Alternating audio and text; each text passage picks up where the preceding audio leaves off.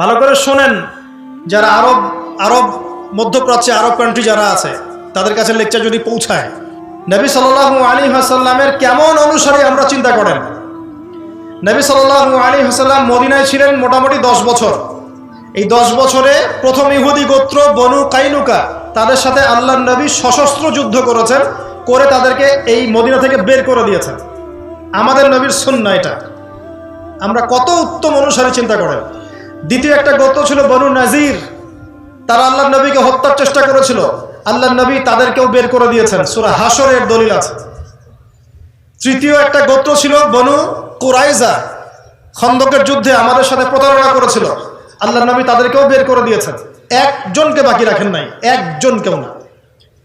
আর বাকি যেগুলো ছিল তারা খায়বারে গিয়ে আশ্রয় নিয়েছিল। হুদাইবিয়ার সন্ধির পরে আলী রাদিয়াল্লাহু আনহুর হাতে এই খায়বার বিজয় লাভ করেছে।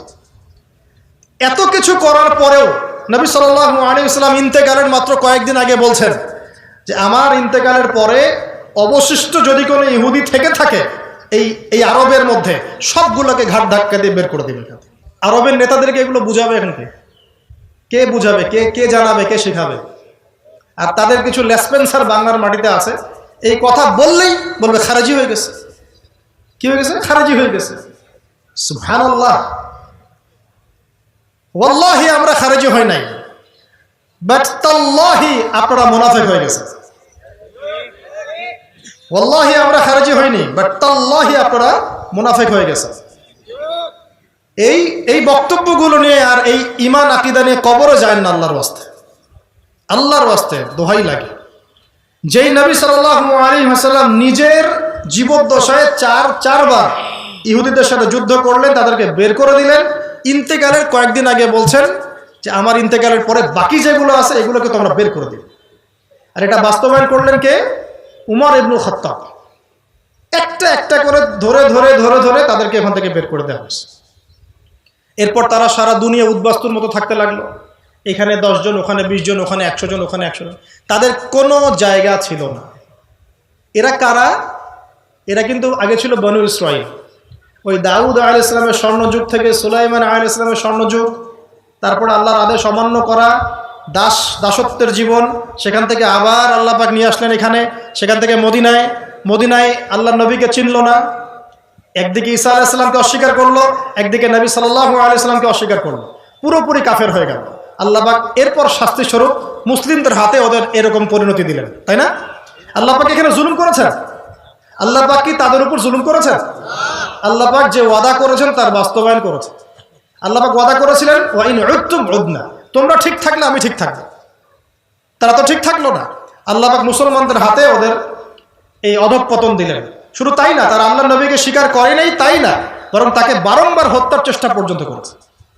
এবং ইসলামের এগেনস্টে এমন কোনো কুচক্র নাই বা ধূরবিসন্ধি নাই যেটা তারা করে নাই। আল্লাহ পাক এই শাস্তি দিলেন। আল্লাহর নবী শেষমেশ বলে গেলেন এদেরকে বের করে দিও। তাই করা হলো। এবার এখান থেকে একটু বুঝুন, এটা শেষ অংশ বক্তব্যের, এটা ভালো করে বুঝুন। এই অবস্থা পর্যন্ত কি বুঝতে পারছেন? আচ্ছা, তাহলে আল্লাহর নবী সাল্লাল্লাহু আলাইহি ওয়াসাল্লামের যুগে এই অবস্থা যখন হলো, উমর রাদিয়াল্লাহু আনহু তাদেরকে বের করে ওই যে বাইতুল মুকাদ্দাস যে জায়গাটা ছিল, এটা মুসলমানরা আবার বিজয় লাভ করলো। সুবহানাল্লাহ। এবার বাইতুল মুকাদ্দাসে কারা আছে? বনু ইসরাঈল না মুসলিমরা? উম্মতে মুহাম্মাদি এখন আছে বাইতুল মুকাদ্দাস। ওই যে আমরা ঢুকলাম বাইতুল মুকাদ্দাসে, এবার উম্মতে মুহাম্মাদি ঢুকলো। কার নেতৃত্বে? উমর রাদিয়াল্লাহু আনহু। মনে নাই আপনারা তো ছোটবেলায় বাংলা বইয়ে এই কবিতাগুলো ছিল। তিনি উটের পিঠে যাচ্ছিলেন, ভৃত্যকে উঠালেন, আবার নিজে নামলেন। এখন তো এগুলো নাই। এখন খালি কি হামটি ডামটি, হ্যাঁ, তারপর ওই যে জ্যাক অ্যান্ড জিল, যত জগা ইসলাম থেকে মুসলমানদেরকে সরানোর এমন কোনো পথ পদ্ধতি নাই যা জায়নিস্টরা অবলম্বন করে নাই এই যুগে। এবং ইচ্ছায় হোক অনিচ্ছায় হোক আমরা ওদের খপ্পরে পড়ে গেছি। কোনো ক্ষেত্রে জনসাধারণ চায় না তাদের খপ্পরে পড়তে, কিন্তু গভর্নমেন্টের কারণে খপ্পরে পড়ে যায় বিভিন্ন দেশে। শুধু আমাদের একই অবস্থা। আপনার কি মনে হয় যে ইয়েমেনে বোম্বিং আম জনসাধারণ সমর্থন করেছে? না, গভর্নমেন্ট করেছে। আপনাদের কি মনে হয় যে আফগানদের উপরে যখন হামলা চালানো হয়েছিল তখন পাকিস্তানের সাধারণ মানুষ এটা পক্ষ নিয়েছিল? আপনার কি তাই মনে হয়? তারা বিপক্ষে ছিল, কিন্তু গভর্নমেন্টের কারণে হয়নি। তো এখানে দুটো বিষয় থাকে, একটা হচ্ছে ইউনাইটেড নেশনসের আন্ডারে গভর্নমেন্টের একটা সিস্টেম থাকে, আর সাধারণ জনগণের আকীদা, বিশ্বাস, চিন্তা চেতনা একরকম থাকে। আমরা অনেক সময় সাধারণ মানুষের চিন্তার মূল্য দেই না, তাদের আবেগ, অনুভূতি, ইমোশন, তারা কি চায়, তাদের মত প্রকাশের স্বাধীনতা, এগুলো আমরা কেয়ার করি না। আমরা ওরা যা বলে তাই, শিক্ষা সিস্টেম থেকে শুরু করে এভরিথিং ওরা ভ্যাটো দেওয়া শুরু করতেছে, আমরাও সেটা মেনে নিচ্ছি। তবে এই সমস্যাগুলো কেটে যাবে ইনশাআল্লাহ। এখন বুঝুন কিভাবে কাটবে। তার আগে আপনাকে দেখাচ্ছিলাম যে আমরা প্রথম কখন ঢুকলাম তাহলে জেরুজালেমে ভাই, ওমর রাদিয়াল্লাহু আনহুর। আচ্ছা, এখন ওই সময় কি আমরা রক্তপাত করে ঢুকেছিলাম? একজনকেও হত্যা করা হয়নি, একজনকেও না, বরং তারা সেখানেই ছিল, মানে ওই খ্রিস্টান যারা, তারা সেখানেই ছিল, তারা জিজিয়া দিত, আমাদের আন্ডারে তারা থাকতো। আর যারা স্বেচ্ছায় ইসলাম কবুল করতে চেয়েছে তারা করেছে, আলহামদুলিল্লাহ। কারো প্রতি এক জাররা পরিমাণ আর জুলুম করা হয়। তো এখন এই হলো জেরুজালেমের উমর রাদিয়াল্লাহু আনহুর সময়কার পরিণতি। এটা চলতে থাকলো। উমর রাদিয়াল্লাহু আনহুর যুগ শেষ, উসমান রাদিয়াল্লাহু আনহুর যুগ শেষ, আলী রাদিয়াল্লাহু আনহুর যুগ শেষ। এরপরে খোলাফায়ে রাশেদার প্রায় 30 বছর চলে গেল। তারপরে আসলো উমাইয়ারা। উমাইয়া মানে মুয়াবিয়া রাদিয়াল্লাহু আনহুর থেকে শুরু হয়েছে। উমাইয়াদের সময় প্রায় 97 বছর, প্রায় 97 বছর উমাইয়ারা এই বিশ্ব শাসন করলো। শুধু কি আরব শাসন করলো? না, একদম ওই পর্তুগাল থেকে নিয়ে চায়না পর্যন্ত, একদম ওই যে স্পেন, পর্তুগাল দেখেন না ম্যাপে, ওই জায়গা থেকে নিয়ে চায়না পর্যন্ত, এদিকে আফ্রিকা থেকে নিয়ে ভারত, সব জায়গা মুসলমানদের দখলে চলে আসলো। মাশাআল্লাহ। জি, আমাদের কথাই বলছি, আমাদের বাপদাদারাই কাজ করেছেন, আমরাই সেই প্রজন্ম যাদের বাপদাদারা এই কাজ করেছেন। পর্তুগাল থেকে নিয়ে চায়না পর্যন্ত, আফ্রিকা থেকে নিয়ে এই যে ভারত উপমহাদেশ পর্যন্ত, সিন্ধু পর্যন্ত, সবই মুসলমানদের। জুলুম করা হয়নি কারো উপরে, সবাই যার যার ধর্ম পালন করত, কারোর প্রতি কোনো রকম জুলুম ছিল না।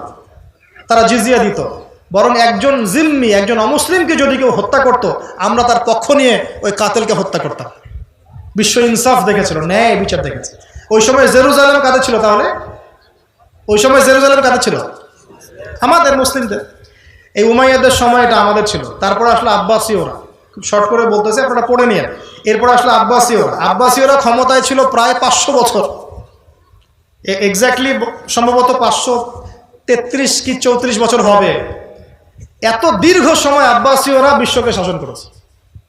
চিন্তা করতে পারেন, আমরা তো 5 বছরেই একদম হাঁপায় যাই, তাই না? 5 বছরে আমাদের মাথা খারাপ হয়ে যায়, কি হচ্ছে আর কি না হচ্ছে।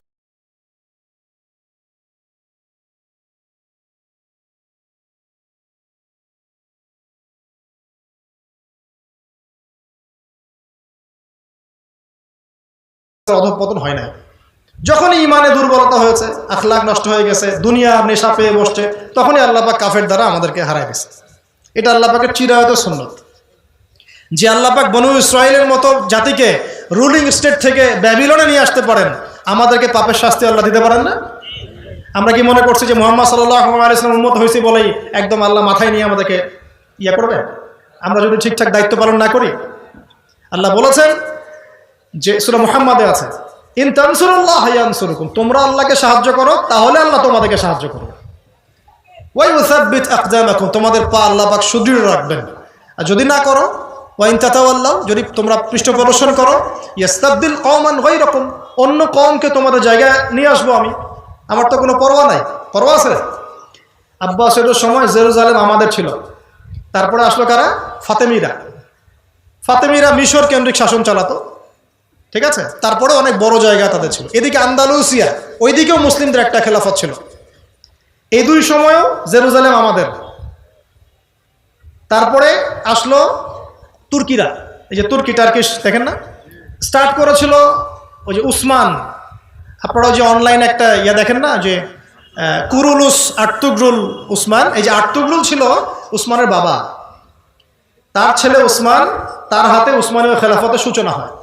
আস্তে আস্তে ছড়াতে মোটামুটি তারা ওয়ার্ল্ডের অনেক জায়গা দখল করে ফেলে।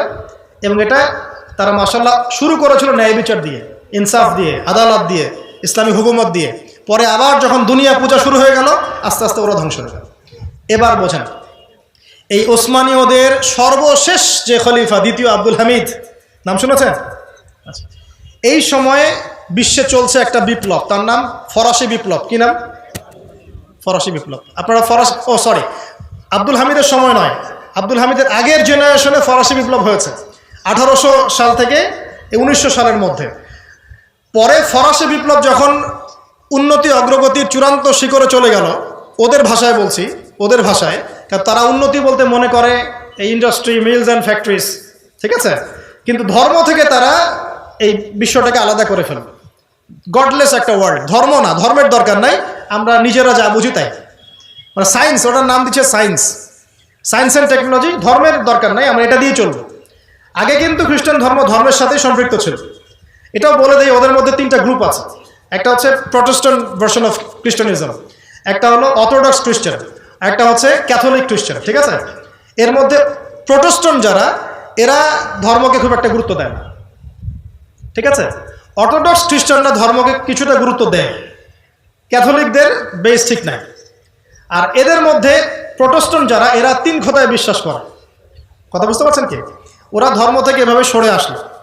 মনে থাকবে এত কথা? আচ্ছা, মনে রাখার চেষ্টা করেন। মূল জায়গাটা আসছি, একদম মূল জায়গায় চলে আসছে, শোনো। ওরা এই বিপ্লব দিয়ে বিশ্বকে দেখালো যে ধর্মের সাথে আমাদের কোনো সম্পর্ক নাই, শুধু উন্নতি অগ্রগতি প্রগতি হবে, মিলস ইন্ডাস্ট্রিজ ফ্যাক্টরিজ এগুলা। এবং ওদের পশ্চিমায় সভ্যতা আবার উত্থান শুরু হলো, যে প্রায় 1200 বছর মুসলমানদের আন্ডারে ছিল, ওখান থেকে বের হয়ে এখন আবার তারা ওদের ভাষায় উন্নতি করা শুরু করলো। আর মুসলমানদের দাপট ওখানে কমে গেল কেন?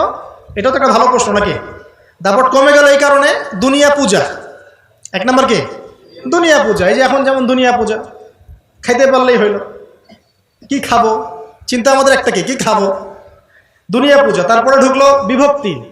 কত যে বিভক্তি মাঝখানা হয়েছে মুসলমানদের, এইটা বলতে গেলে সারা রাত চলে যাবে। বিভক্তির শেষ নাই। এখন কি বিভক্তির কম আছে? তাহলে ওই সময়কার পরিস্থিতি এখনকার পরিস্থিতির মধ্যে কি খুব একটা পার্থক্য দেখতে পাচ্ছেন আপনি? ওই সময়কার মুসলিমদের অধঃপতন হয়েছে এই যে দুনিয়া পূজা, এখনও তাই। ওই সময় হয়েছে বিভক্তির কারণে। এখন যে কোনো দলের নাম বলেন, তার মধ্যে 10টা দল বের করা যাবে, যে কোনো ফেরকা। এমনকি যারা বাংলাদেশে বলেছিল আমরা কোনো দলে নাই, আমরা হচ্ছে একদম চূড়ান্ত সহি, ওর মধ্যে দেখবেন 10টা দল হয়ে গেছে। দলাদলি ঘাট কমতি আছে আমাদের। আরেকটা ছিল অভ্যন্তরীণ মোনাফেকদের তৎপরতা। মোনাফেকরা অভ্যন্তরীণভাবে দুনিয়ার স্বার্থে ক্ষমতার জন্য অনেক কিছু করেছিল, এতে করে গাদ্দারি হয়েছে। আপনারা তো পলাশির যুদ্ধের ঘটনা জানেন না? এটা নতুন গাদ্দারি নয়, এমন গাদ্দারি বহু হয়েছে বাংলাদেশ ইতিহাসে, মুসলিমদের ইতিহাসে। তো অভ্যন্তরীণ ট্রন্দল, মুনাফিকদের তৎপরতা, অভ্যন্তরীণ গাদ্দারি, দুনিয়া পূজা, বিভক্তি ইত্যাদি কারণে, আর সবচেয়ে বড় কথা ইমানের সেই জোশ কমে যাওয়া, আমলের শিথিলতা, তাসকিয়া কমে যাওয়া এবং জিহাদ ছেড়ে দেওয়া। কি ছেড়ে দেওয়া? জিহাদ ছেড়ে দেওয়া। এটা অন্যতম কারণ। মানে পেয়ে গেছি ল্যান্ড, আমার আর কিছু দরকার নাই। মানে আপনি একটা দেশ পেয়েছেন মনে করেন, এই দেশের প্রতিরক্ষার দরকার নাই, প্রতিরক্ষা বাহিনীর দরকার নাই, তাদেরকে ট্রেনিং দেওয়ার দরকার নাই, অস্ত্রশস্ত্র মজুত করার দরকার নাই। যদি আমি এগুলো না করি, কাল তো এই দেশ অন্য কেউ নিয়ে চলে যাবে। এটাই ইসলামের জিহাদ, ইসলামী রাষ্ট্রের স্থিতিশীলতা রক্ষা করার প্রচেষ্টা। এটা যখন মুসলমানরা একসময় ছেড়ে দেওয়া শুরু করলো, ব্যাস তখন কাফেররা হামলা করা শুরু করলো।